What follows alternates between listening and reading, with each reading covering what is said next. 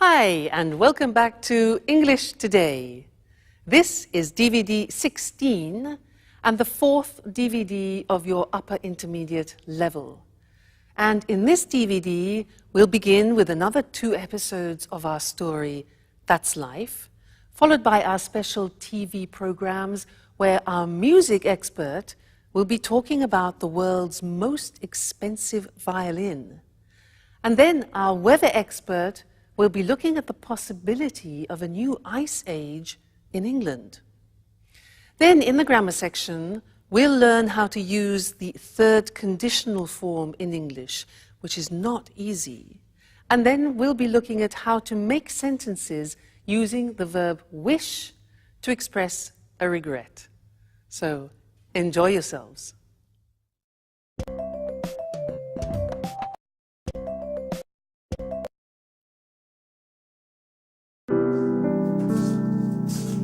Good morning, Sarah. Have you seen what a beautiful day it is? How about I walk in the countryside and then we can relax by the pool? I don't really feel like going out. I'd rather stay in and read. Oh, come on, Sarah. Don't be your usual antisocial self. Let's have some fun together. Why don't we play a trick on the guys who are still asleep? We could wake them up with a nice bucket of cold water. What a stupid trick. Nothing's changed, but I still love you truly. Beautiful girl with brown eyes, dusting away my heart's sighs. That's all we needed. Oh, you don't understand, Sarah. This is poetry. This is the story of a secret love. Poetry, love, tricks. Enough of this nonsense. If I'd known you were all going to be so amusing, I never would have organized this reunion.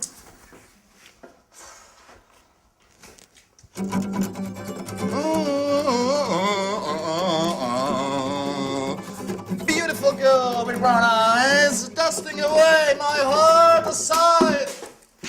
Oh no, Paolo! Look what a mess you've made. And by the way, you didn't clean the kitchen last night, did you? Come on, Michelle, give me a hand. No, I'm sorry. I can't touch that awful stuff. When are you going to get the message? I never touch that awful stuff. I hate detergents and the multinationals that make them. And I hate cleaning too. Oh, come on, we're on holiday.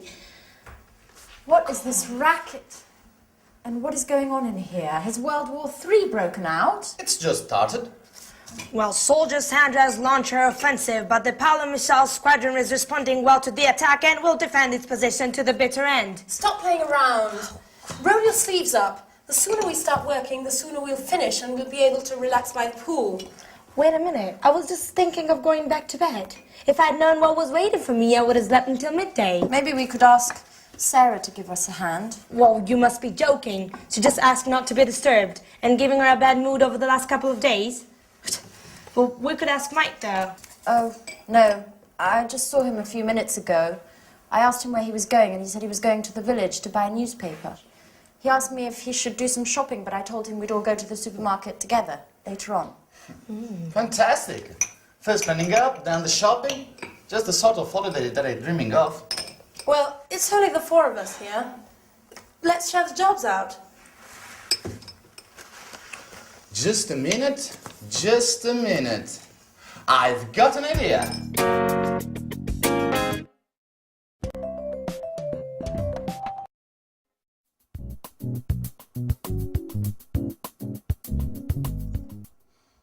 How about you and Anne having a cleaning competition? Time in here.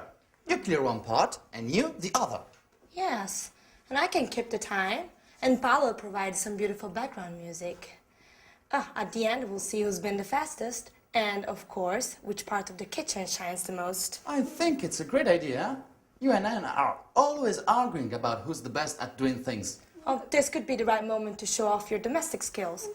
And the winner will be crowned Queen of Housewives. What do you think? Well, it's an unusual idea. It's very original, but I'm not sure. Oh, come on, Anne. Why not? It'd be interesting. Okay, you've convinced me. Shall we start? Great! So, Sandra, you clean the sink, the cooker, and this part of the floor. Oh, and you've got the oven, the table, and this other part of the floor. Okay. Okay?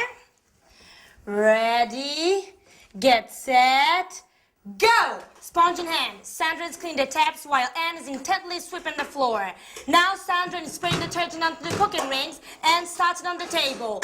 Time is passing by. Another contestant is showing signs of fatigue. The race is open and nothing is separating the two cleaners. Those college days were so long ago. You were so clever, so beautiful too. But I never forgotten you. Nothing's changed. I still try love you. Beautiful girl with brown eyes, dusting away my heart sighs. Finished. Incredible! You both finished at exactly the same time. Come on, Michelle. We need to decide which is the cleanest part.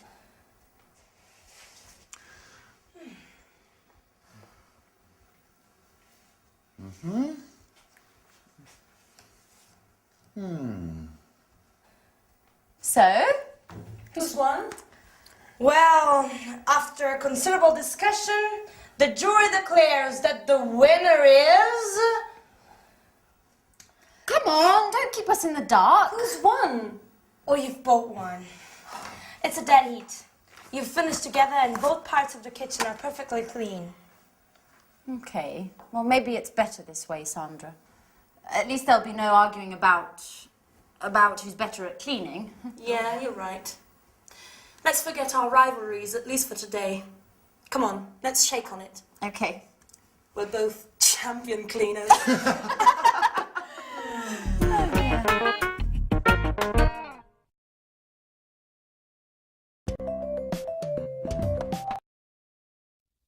A cleaning competition. Now that's an interesting concept. Could only be invented by Anne. Now that is something where I would definitely lose. Cleaning competition, no way. What about you? Anyway, that last episode was great because it helps me introduce to you one of the most difficult grammatical forms in the English language, which is called the third conditional. We have three conditionals in English. 1, 2, 3. The first, let me give you an example. If I see him, I'll tell him. That's number 1. If I saw him, I would tell him. That's number 2. Number 3 is what we're going to look at now. If I had seen him, I would have told him. Sounds terrible, doesn't it? Too much grammar. But last lesson was useful because we learned the first part of the third conditional, which is the past perfect. They used it in the episode. It was Sarah. She said, if I had known you were all going to be so amusing, I would never have organized this reunion. Now that's a good example, and it's difficult. We often use the third conditional when we talk about a regret. Let me give you an example.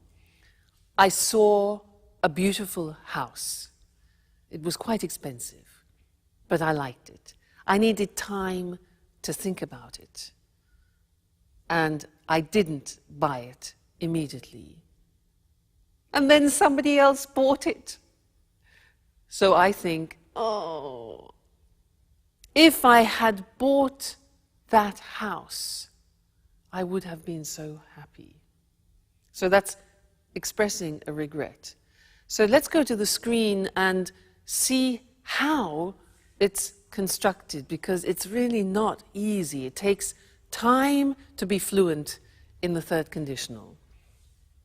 The grammar is this: if, because if describes a hypothetical situation. Now, when you're talking about the third conditional, it's an unreal, it's an impossible situation because you can't change it anymore. So we start with if, then the past perfect, which we learned last lesson. Then we use would, which we also use in the second conditional, followed by have, the infinitive, and then followed by the past participle. So let's see how that works.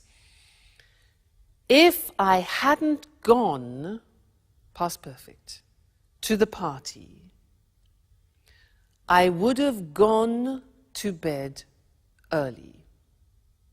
Okay, so I went to the party and I didn't go to bed early. So the consequence is, if I hadn't gone to the party, I would have gone to bed early.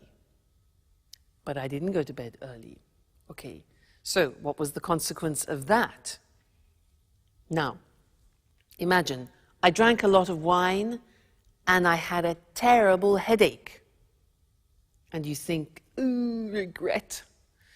If I hadn't drunk, past perfect negative, if I hadn't drunk so much wine, I wouldn't have had such a bad headache yesterday. Now that's difficult. Look at that. Wouldn't have, negative, wouldn't have, plus the past participle of the verb have. So I wouldn't have had. Now this is not easy. It will take time for you to use fluently. You have to keep practicing it. Practice it in the toilet, in the bath, when you're walking down the street. Okay. Another example. Now, I didn't set the alarm, so I woke up late. If I had remembered to set the alarm, I wouldn't have woken, past participle, up late. If I had remembered to set the alarm, I wouldn't have woken up late. Seems difficult, doesn't it? Takes practice. Another example. I missed the bus. I didn't get up. The bus went without me. So third conditional. If I had got up earlier, I would have caught the bus. If I had got up earlier, I would have caught the bus. Impossible situation, can't change it. If I hadn't been late for work because I missed the bus, so I was late for work, my boss wouldn't have been so annoyed. Wouldn't have been, you notice be in the past participle, been so annoyed. And the last one, well, we lost the contract because I went to the party, I drank too much wine and I missed the bus. Everything was late. So if I hadn't gone to the party, we wouldn't have lost the contract. If I hadn't gone to that party, we wouldn't have lost the contract, okay? Terrible consequences of my irresponsible behavior. So that's the third conditional. Please don't worry, it is difficult, probably one of the most difficult things in the language, and it takes time to get fluent in it. But just keep practicing. Just take a phrase and say it to yourself often. Like, if I hadn't done that, if I had studied more, I would have passed the exam, as an example. If I had studied more, I would have passed the exam. All right? So, happy practicing. Bye.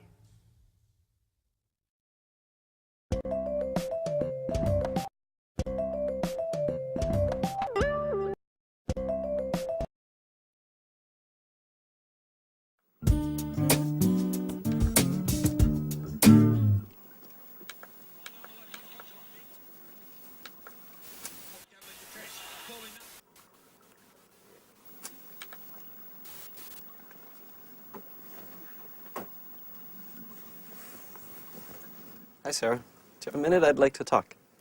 Sure. Well, I'd like to apologize for the other evening. I swear I didn't do it on purpose. I didn't know anything about what had happened at the bar. Okay. I'll forgive you this time. Great. I'm glad we've cleared up that misunderstanding. So tell me, how did the fire start?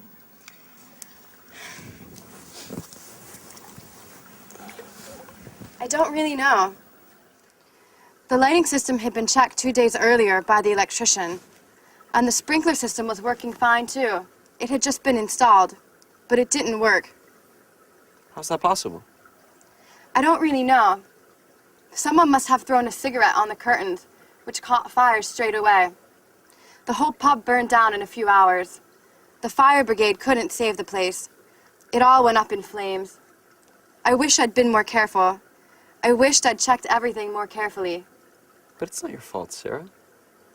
How could you have prevented the fire?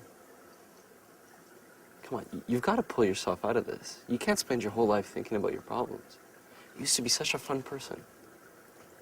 Life changes us, Mike. We've all changed since our university days. Sure. But I'd like to help you find your old enthusiasm again.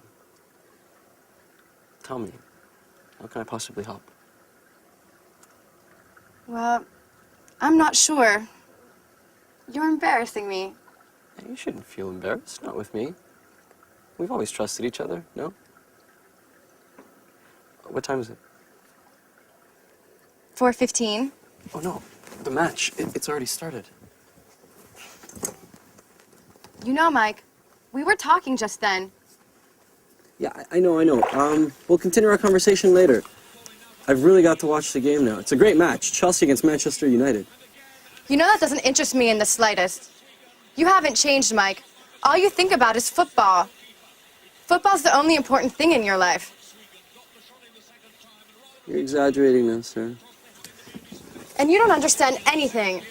All you care about is football. Maybe if I wore a Manchester United shirt, you'd pay me more attention. What did you say?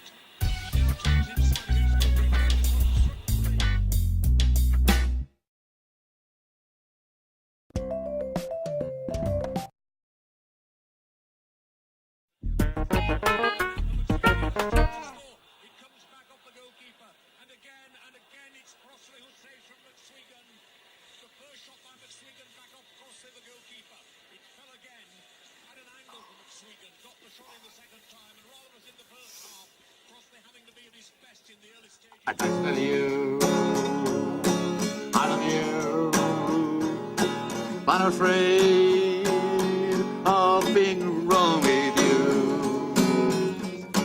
Beautiful girl with brown eyes, dancing away my heart aside. Oh no, Paolo, that's all I needed is you, with your stupid guitar. I've had enough. I'm going to my room.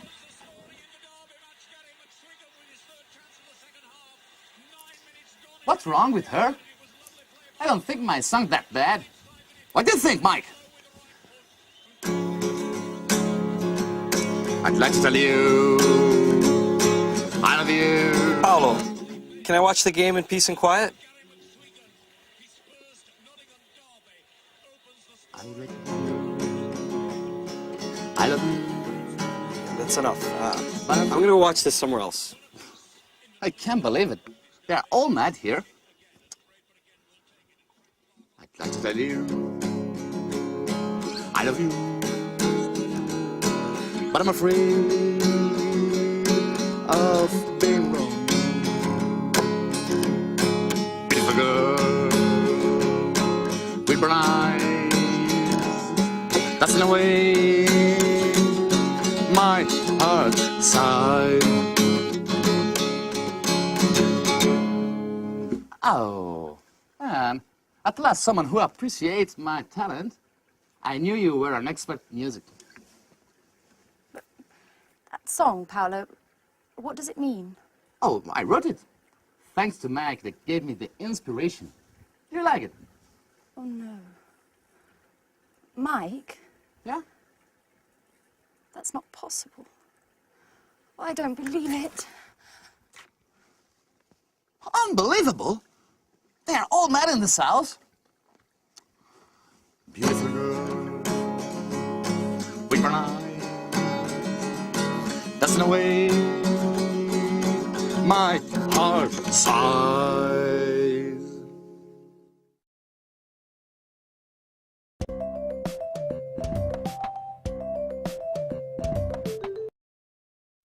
Hello again and welcome back for some more English language. And this lesson is a continuation of what we started in the last lesson, where we learnt the third conditional, if I had known, I wouldn't have gone, where we are expressing a form of regret. And in fact, in this lesson, I want to show you another form of regret, which is very common in English. And in the last episode, you had a very good example of poor Sarah. Bye.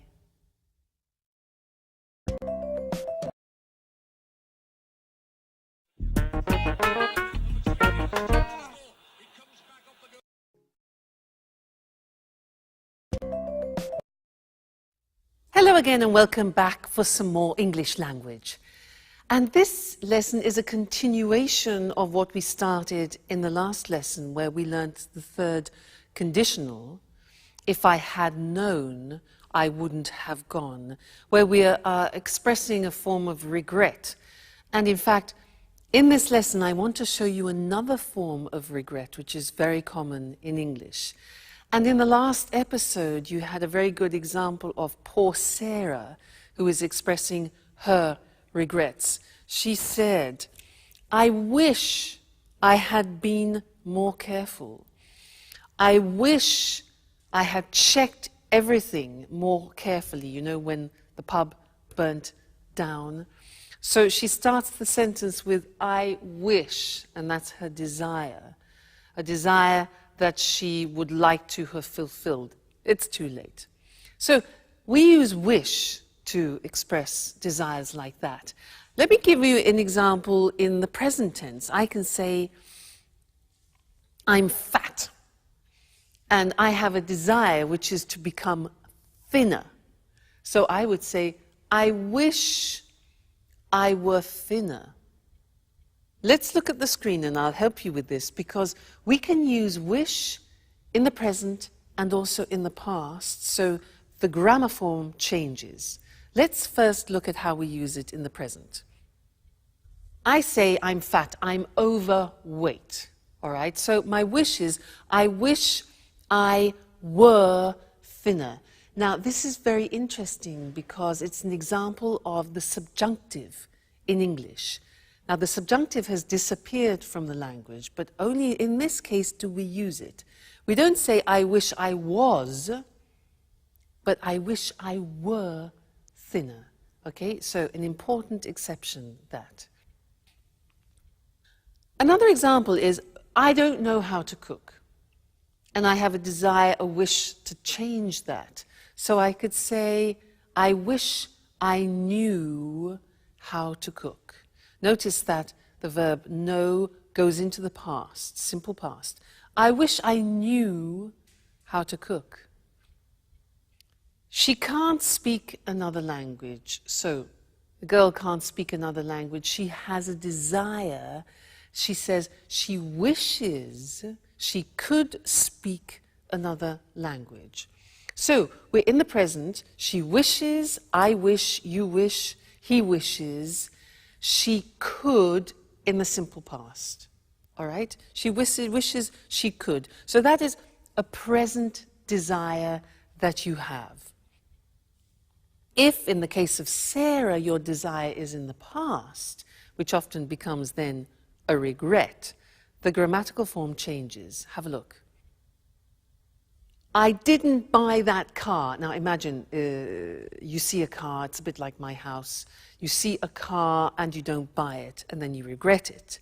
You think, I wish, in the present, I had bought. Now you remember the past perfect. We looked at it in the two previous lessons. Here it is again. I wish I had bought. We contract it and it becomes I'd. Okay?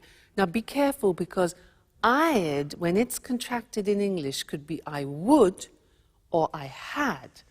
Now, would would never be followed by the past participle. So you can tell if it's had because the past participle follows. All right? So I wish I'd bought it. All right? Another example. She spent so much money last year and now she's got problems. So she wishes she hadn't spent so much money. All right? Past perfect. He didn't come to the performance, that's the situation. His desire in the past. He wishes he'd come to the performance. Or I could say, I wish he'd come to the performance. All right? One more. We lost the tickets. They wish they hadn't lost the tickets. Okay? So, that is an important verb, wish. It's important because often we want to express our desires both in the present, I wish I were thinner, and also in the past, I wish I had studied more languages. All right, so when you want to use wish, think, is it present, is it past? And then choose the correct grammar form. Great. So, I wish I had met you earlier. We could have done a lot of language together. But I look forward to seeing you next lesson. Okay? Bye.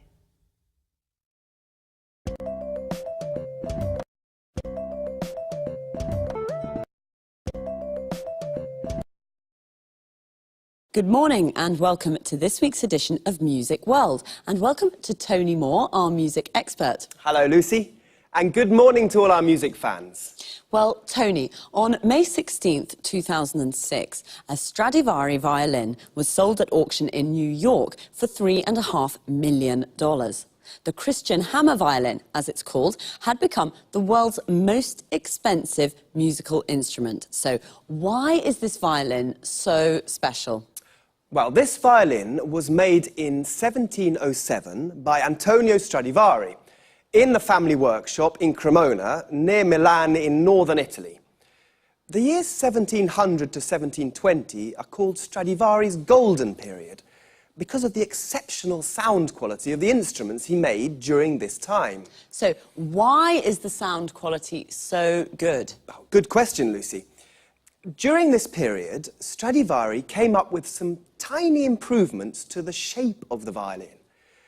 Experts think that these changes to the shape of the violin, particularly to the shape of the belly and the backplate, may, in part, be responsible for their incredible sound quality.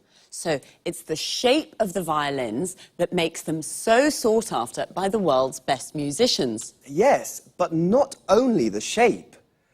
You know, the wood Stradivari used to make his violins may have been stored underwater in the Venice lagoon before he bought it.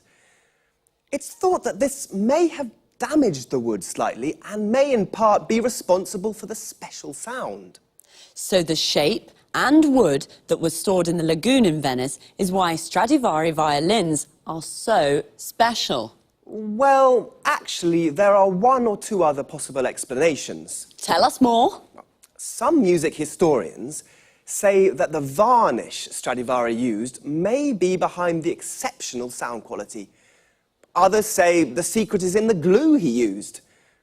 And two American scientists have recently suggested that the quality of these violins is due to the cold weather experienced in Europe during the period when the violins were made. Cold weather and wonderful violins. I don't see the connection, Tony. Well, you see, Lucy, the colder weather resulted in trees growing more slowly. The wood from these trees was denser than normal and makes a better sound when it's used for making violins.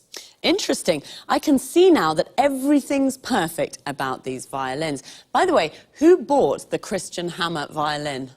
We don't know, actually. Well, the buyer remained anonymous. He or she is probably a private collector. And what do you think the new owner will do with this wonderful instrument? Well, music lovers are hoping that the owner will allow the world's best violinists to play the instrument at concerts around the world. This has already happened in the past, with this violin too. Its previous owner allowed Yehudi Menuhin to play the Christian hammer 15 times. So we'll be able to listen to its glorious sound again. Well, Tony, thanks for a fascinating programme. Goodbye. Goodbye. And of course, goodbye to all music lovers. We'll meet again soon for another edition of Music World. Wow, I never thought a violin could be so expensive. Of course, we're talking about a very special violin. The violin is what we call a string instrument. A violinist is a musician who plays the violin, and he or she uses a bow. A bow is a long wooden rod with horsehairs used for playing string instruments. The violin we spoke about today was sold at an auction for a lot of money. An auction is a public sale, a place where people bid against each other to buy something. To bid means to offer a price. You can buy almost anything at an auction: houses, furniture, paintings, instruments. The buyer of this Stradivari violin remained anonymous. To remain anonymous means to keep your identity secret. The owner of the Stradivari is probably a private collector.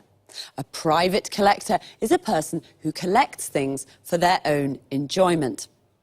The Stradivari was made in a workshop. A workshop is a place where craftsmen make things. A craftsman is like an artisan. Well, as we heard, it's a violin with incredible sound quality. The quality of the sound is excellent. One reason could be its shape. The shape of something is its physical form. The belly of the violin is the part under the strings. We also have bellies. Your belly is this part of our body, and the back plate of the violin is the part at the back. Again, we also have backs. Your back is this part of your body. So, it's one of the most sought-after instruments in the world. If something is sought after, it means many people would like to have it. Well, I'd like to have the $3.5 million. That's all we have time for this week. Take care, and I'll see you again soon.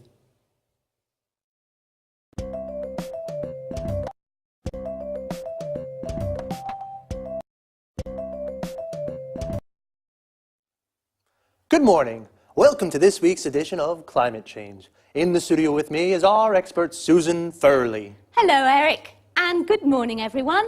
Well, Susan, let's talk about the weather in Scotland today. You know, I'm planning to visit the West Coast this summer, and I really don't know what kind of clothes to take with me. It's cold there, isn't it? Not really. Take your swimming costume, a beach towel, and some suntan cream. You're joking, aren't you? Not at all.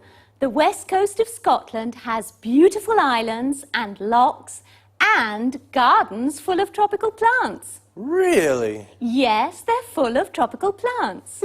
Tropical plants in Scotland. How is that possible? It's thanks to the Gulf Stream. You know, it's one of the world's most important ocean currents. It carries large amounts of warm seawater from the Caribbean Sea to the northwest of Europe. This warm water brings about an increase in the temperature here of about 9 degrees centigrade. Without it, the weather in Great Britain would be a lot colder. I thought it was cold. So, the west coast of Scotland is a tropical paradise? That's fantastic. Well, let's not exaggerate. There are tropical plants, but it's not exactly like the Caribbean, though the winters are very mild here. At least, they are for the moment. Since 1950, scientists have noticed that the flows of cold water in the North Atlantic that are associated with the Gulf Stream have decreased by 20%. We're not talking about the Gulf Stream here, but this change could slow down the Gulf Stream itself. And what's behind this change in the North Atlantic? Well, the water in the world's oceans and seas is constantly moving.